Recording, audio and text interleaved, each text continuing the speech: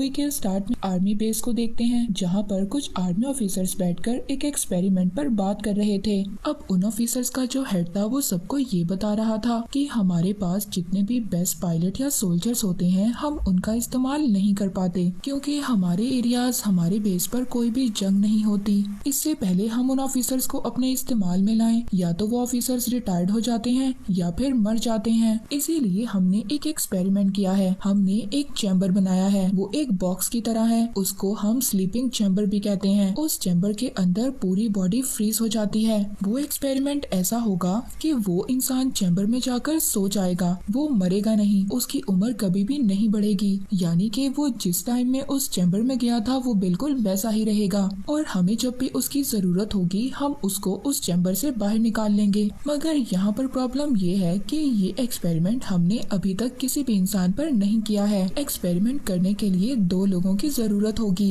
एक आदमी तो अब इनको अपने ही डिपार्टमेंट से मिल जाता है। इसका नाम जॉय था। जॉय हर काम में बहुत ज्यादा कमजोर था और इसकी अपनी कोई फैमिली भी नहीं थी। और इसके साथ दूसरी एक लेडी थी। ये लोगों को बेवकूफ बनाने में बहुत ज्यादा माहिर थी। इन ऑफिसर्स ने इसलिए इन दोनों को चुना था कि अगर इनके एक्सपेरिमेंट में कोई भी खराबी हो गई या इनकी जान चली गई तो इनको कोई भी पूछने वाला नहीं होगा, क्योंकि इन लोगों की तो कोई फैमिली ही नहीं थी। फिर ये लोग उन दोनों को चैम्बर में ले आते हैं और उनको सुला देते हैं। पर तभी यहाँ पर जॉय के साथ जो लेडी थी वो डर रही थी। जॉय उसको समझाता है कि देखो तुम्हें डरने की जरूरत नहीं है, ये एक्सपेरिमेंट हमसे पहले जानवरों पर हो चुका है। अब इन दोनों को उस स्लीपिंग चैम्बर उस बॉक्स में सुला दिया जाता है। कुछ दिन के बाद उस ऑफिसर को जिसने ये एक्सपेरिमेंट स्टार्ट किया था उसको पुलिस पकड़ लेती है ड्रग्स के सिलसिले में। जहाँ पर एक्सपेरिमेंट किया जा रहा था गवर्नमेंट की तरफ से एक बिल्डोजर आकर उस जगह को तोड़ देता है। मगर अभी तक जॉय और वो लेडी उसी स्लीपिंग चैम्बर में थे। कोई भी नहीं जानता था कि उन 2 बॉक्सेस के अंदर 2 इंसान सो रहे हैं। और अब आहिस्ता आहिस्ता वक्त गुजरने लगता है। यहाँ के लोगों की दिमागी हालत कमजोर हो गई थी। साल आता है 2505 का।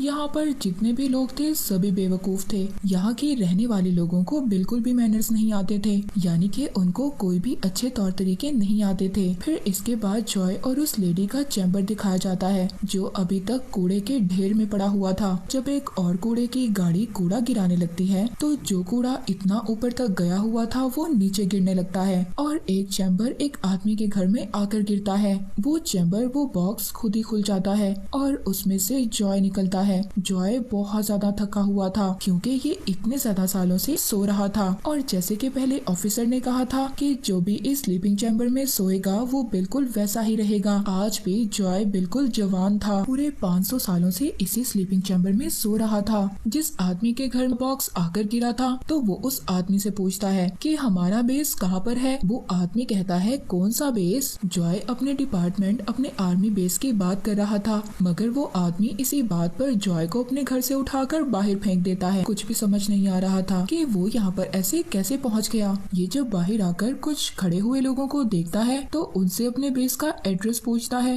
मगर यहाँ के रहने वाले लोग गालियाँ देकर जॉय से बात करते हैं क्योंकि जॉय का बात करने का तरीका बहुत ज्यादा पुराना था। और अब 2505 के टाइम में सब लोग एक दूसरे को गालियाँ देकर बात किया करते थे। और मजे की बात ये थी कि इस बात से किसी को भी प्रॉब्लम नहीं थी। जॉय को ये लग रहा था कि इतने टाइम से वो चैम्बर में था, इस वजह से उसकी तबीयत खराब हो गई है। अब वो अपना चेकअप करवाने के लिए हॉस्पिटल का है। हॉस्पिटल में बहुत ज्यादा गंदगी थी। ऐसा लग रहा था कि जैसे बहुत सालों से यहाँ पर सफाई ही ना हुई हो। और जब जॉय पानी पीने के लिए जाता है तो मजे की बात ये थी कि वहाँ पर टैप में से पानी की जगह किसी कंपनी का ड्रिंक निकल रहा था। इस बात से बहुत ज्यादा परेशान हो गया था। तभी वो एक आदमी को रोककर पानी मांगता है। वो आदमी बहुत ज्यादा हैरान हो गया था। कहता है वो पानी जो बाथरूम में होता है। जॉय कहता है नहीं नहीं, मुझे पीने का पानी चाहिए। ये सुनकर ये आदमी हंसता हुआ वहाँ से चला जाता है।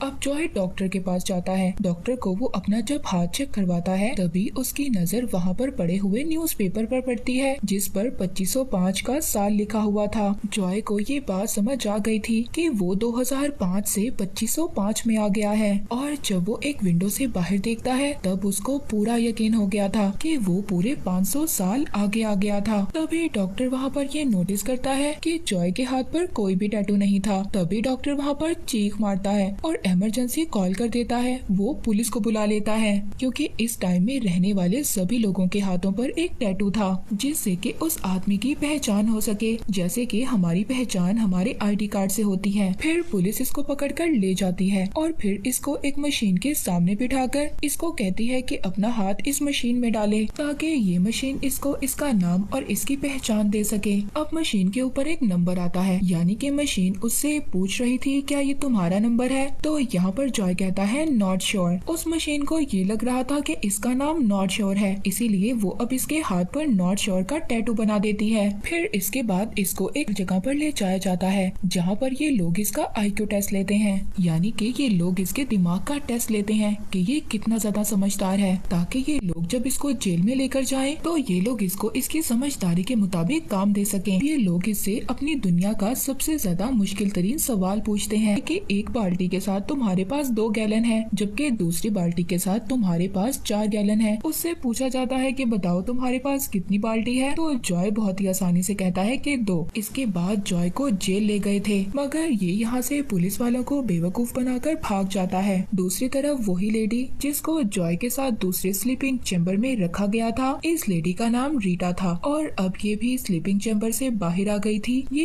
यहाँ पर आकर भी लोगों को बेवकूफ बनाकर उनके पैसे चोरी कर रही थी। दूसरी तरफ जॉय भागकर जल्दी से उसी आदमी के घर पर आता है जहाँ पर जॉय को सबसे पहले होश आया था। जॉय अब उस बेवकूफ आदमी से ये पूछ रहा था कि जिस टाइम से मैं यहाँ पर आया हूँ उस टाइम में कुछ लोग टाइम ट्रेवल मशीन बना रहे थे, क्या तुम इसके बारे में कुछ जानते हो? वो आदमी कहता है हाँ मैं जानता हूँ इस बारे में। तो जॉय उससे उस जगह के बारे में पूछता है। वो आदमी कहता है कि मैं तुम्हारी मदद क्यों करूं, इससे मुझे क्या फायदा होगा? जॉय उस बेवकूफ आदमी से कहता है कि मैं जब अपने टाइम में वापस चला जाऊंगा तो मैं अपने अकाउंट से तुम्हारे अकाउंट में बहुत सारे पैसे भेज दूंगा जिससे कि तुम रातों रात अमीर हो जाओगे। उस बेवकूफ आदमी को भी जॉय की बात समझ आ गई थी। वो उसको अब उस जगह पर लेकर जा रहा था जहाँ पर टाइम ट्रेवल मशीन थी। तभी जॉय को रास्ते में रीटा भी मिल गई थी। अब ये तीनों मिलकर आगे बढ़ते हैं। जैसे ही ये लोग आगे बढ़ रहे थे तभी कुछ आगे जाने के बाद जॉय को दोबारा से स्कैन कर लिया जाता है। उसको पुलिस पकड़कर साथ ले गई थी। इस बार जॉय को पुलिस स्टेशन नहीं बल्कि व्हाइट हाउस ले जाया जाता है और यहाँ पर इसको बताया जाता है कि तुम जानते हो तुम्हारा इस दुनिया में सबसे ज्यादा IQ है, यानी कि तुम सबसे ज्यादा समझदार इंसान हो और जो सवाल का जवाब तुमने जेल में दिया था वो इस दुनिया का सबसे ज्यादा मुश्किल जवाब था। तभी वहाँ पर मिस्टर प्रेसिडेंट आते हैं और सबको अपनी स्पीच में ये बताते हैं कि अब हमें फिक्र करने की कोई भी जरूरत नहीं है क्योंकि हमें इस दुनिया में सबसे ज्यादा तेज दिमाग वाला इंसान मिल गया है। असल वजह इस दुनिया की ये थी कि इस दुनिया में फसलें बहुत कम हो गई थी और अब ये जॉय की मदद लेकर दोबारा से फसलों को तैयार करने वाले थे क्योंकि उसका दिमाग इनके लिहाज से बहुत ज्यादा तेज चलता था।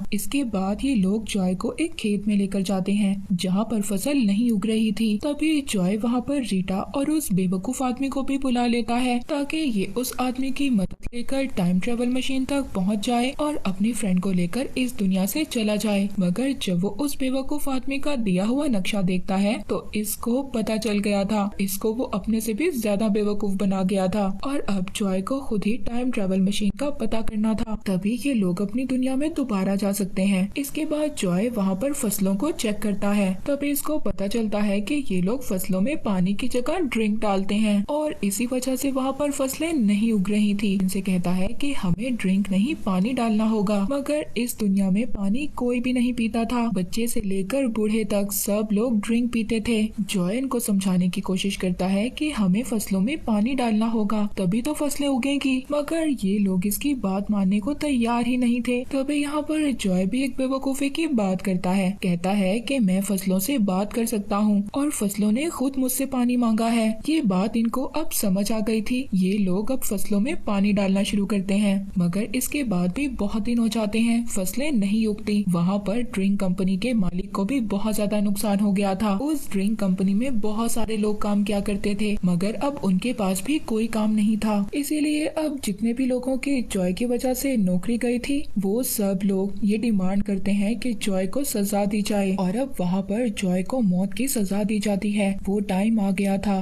जब जॉय को मौत की सजा दी जानी थी और इसको पूरी दुनिया लाइव देखेगी। दूसरी तरफ रीटा और उस आदमी को ये पता चलता है कि जो जॉय ने फसल उगाई थी उसमें पौधे उगना शुरू हो गए हैं। तभी जल्दी से ये दोनों भागकर उस जगह पर जाते हैं जहाँ पर जॉय को मौत की सजा दी जानी थी। ये लोग यहाँ से एक कैमरामैन को अपने साथ लेते हैं और उन फसलों में ले जाते हैं। वहाँ पर वीडियो बनवा कर ये लोग लाइव चलाते हैं और जब ये वीडियो सारी दुनिया देखती है तो जॉय की सजा माफ हो जाती है क्योंकि जॉय की वजह से फसलें उगना शुरू हो गई थी। इसके बाद जॉय रीटा से कहता है कि हमें टाइम ट्रेवल मशीन का इस्तेमाल कर दोबारा से अपनी दुनिया में चलना चाहिए, मगर रीटा इसको मना कर देती है क्योंकि रीटा को ये दुनिया बहुत ज्यादा अच्छी लगने लगी थी। तभी यहाँ के जो प्रेसिडेंट थे वो ये अनाउंस करते हैं कि जॉय को वाइस प्रेसिडेंट बना दिया जाएगा, मगर कहता है कि मुझे अपनी दुनिया में जाना है। ये सुनकर सब लोग वहाँ पर उदास हो गए थे क्योंकि इनको जॉय से बहुत ज्यादा उम्मीदें थी।